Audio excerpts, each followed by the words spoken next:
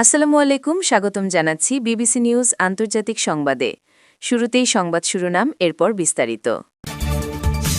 ইস্তাম্বুলের প্রধান কৌশলীকে বিচারমন্ত্রী করলেন এরদোগান। রাশিয়ার হামলায় ইউক্রেনের শিশুসহ নিহত 4। কানাডার স্কুলে ভয়াবহ বন্দুক হামলা, নিহত 10।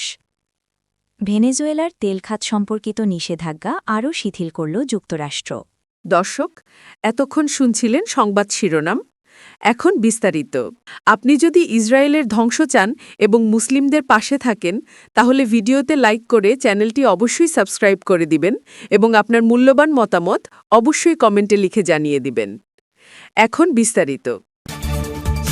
ইস্তাম্বুলের প্রধান কৌশলীকে বিচারমন্ত্রী করলেন এরদোগান। তুরস্কের প্রেসিডেন্ট রজব তাইয়েব এরদোগান ইস্তাম্বুলের প্রধান পাবলিক প্রসিকিউটর, প্রধান কৌশলী আকিন গুরলেককে নতুন বিচারমন্ত্রী হিসেবে নিয়োগ দিয়েছেন। বিচারমন্ত্রী ইলমাস তুনছের স্থলাভিষিক্ত হচ্ছেন তিনি। বুধবার ভোরে প্রকাশিত দেশটির সরকারি গেজেটে এ সিদ্ধান্ত জানানো হয়। এই রদবদলের কারণ তাৎক্ষণিকভাবে জানা যায়নি। একই সাথে নতুন স্বরাষ্ট্রমন্ত্রীও নিয়োগ দেয়া হবে। গেজেটে বলা হয়েছে দুজনেই পদত্যাগ করেছেন। তুরস্কের বৃহত্তম শহরের প্রধান কৌশলী হিসেবে গুরলেক গত বছরের মার্চে ইস্তাম্বুলের প্রভাবশালী মেয়র একরেম ইমামোগলুর বিরুদ্ধে গ্রেফতারি পরোয়ানা জারি করেন।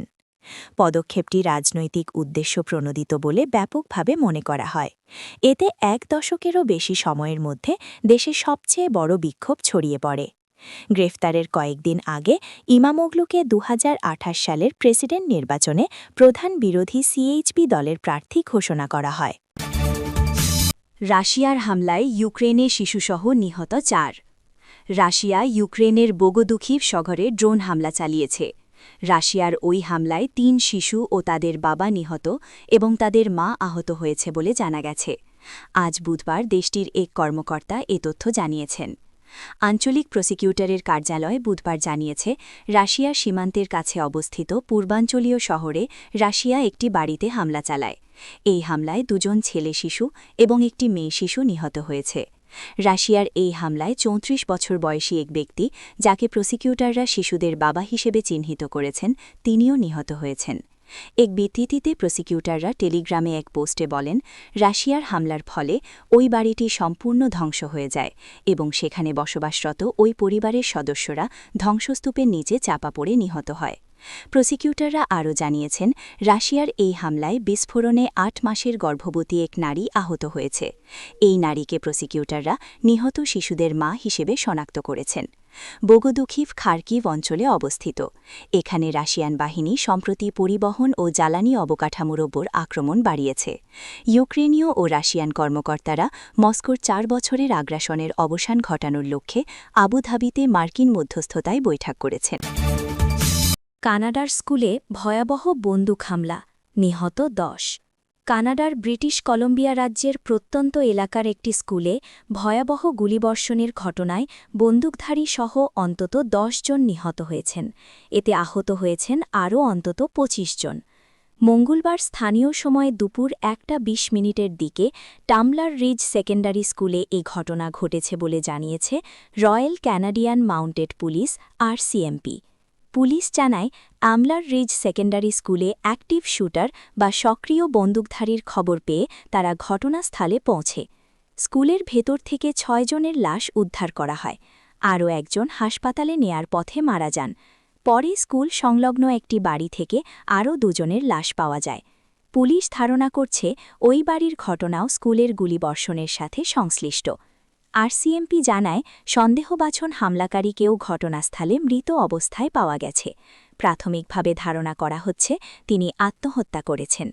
কানাডিয়ান গণমাধ্যমের খবরে বলা হয়েছে, মোবাইলে পাঠানো সতর্কবার্তায় সন্দেহবাচনকে বাদামি চুলের পোশাক পরা এক নারী হিসেবে বর্ণনা করা হয়। তবে পুলিশ এখনও আনুষ্ঠানিকভাবে হামলাকারীর পরিচয় প্রকাশ করেনি। ভেনিজুয়েলার তেল খাত সম্পর্কিত নিষেধাজ্ঞা আরও শিথিল করল যুক্তরাষ্ট্র। ভেনিজুয়েলার তেলশিল্প সম্পর্কিত নিষেধাজ্ঞা আরও শিথিল করার ব্যাপারে পদক্ষেপ গ্রহণ করেছে যুক্তরাষ্ট্র। মঙ্গলবার 10 ফেব্রুয়ারি এই পদক্ষেপ গ্রহণ করা হয়। ভেনেজুয়েলার তেল শিল্পের উপর নিষেধাজ্ঞায় যুক্তরাষ্ট্রের এই শিথিলতার পদক্ষেপের কারণে দেশটির তেল খাতে আমেরিকান কোম্পানিগুলোর অংশগ্রহণের সুযোগকে আরও বিস্তৃত হচ্ছে। যুক্তরাষ্ট্রের ট্রেজারি বিভাগ একটি লাইসেন্স জারি করেছে, যা ভেনেজুয়েলার সরকার ও রাষ্ট্রীয় তেল কোম্পানি পেট্রোলিয়াস ডি ভেনেজুয়েলা এস.এ. এর সাথে নির্দিষ্ট কিছু লেনদেন অনুমোদন করে। অনুমোদনে তেল বা গ্যাস অনুসন্ধান, উন্নয়ন বা উৎপাদনের জন্য প্রয়োজনীয় পণ্য, প্রযুক্তি ও সফটওয়্যার সরবরাহ করা যায়। আরেকটি লাইসেন্স বন্দর ও বিমানবন্দর কার্যক্রম সম্পর্কিত কিছু লেনদেনও অনুমোদন করে। আর তৃতীয় একটি ডকুমেন্ট ভেনেজুয়েলা উৎসের তেলের সাথে সম্পর্কিত কিছু কার্যক্রমকে যথাযথভাবে অনুমোদিত করেছে। প্রেসিডেন্ট ডোনাল্ড ট্রাম্প কারাকাসে তার সমাজতান্ত্রিক বিরোধী নেতা নিকোলাস মাদুরোকে উৎখাত করার পর থেকেই ভেনেজুয়েলার তেল ক্ষেত্রগুলোতে আমেরিকান বিনিয়োগকারীদের জন্য সুযোগ খুলতে দেশটির সরকারের ওপর চাপ দিয়ে আসছিলেন। তিনি ডেলসি রড্রিগেজকে মার্কিন শর্তে ক্ষমতায় বসিয়েছিলেন, যাতে ওয়াশিংটন বিশ্বের বৃহত্তম এই তেল মজুদে প্রবেশাধিকার পায়।